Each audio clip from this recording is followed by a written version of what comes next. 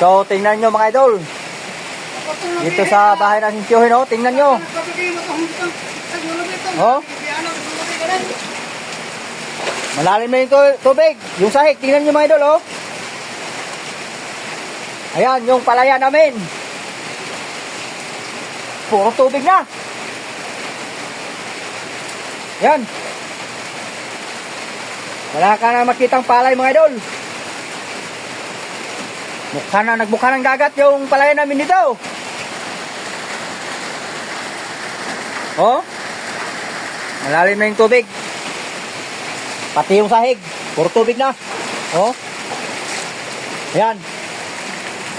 Yung bakuran, puro tubig na. May ibon pa akong na kuha mga idol, oh. Ayan, oh. Giniginaw na. So, nilagay ko dito sa lamisa para kuhan. Sa tubig ko kasi napulot yan mga idol. Kawawa siya mga idol, oh. Anong klaseng ibon to? Giniginaw siya mga idol.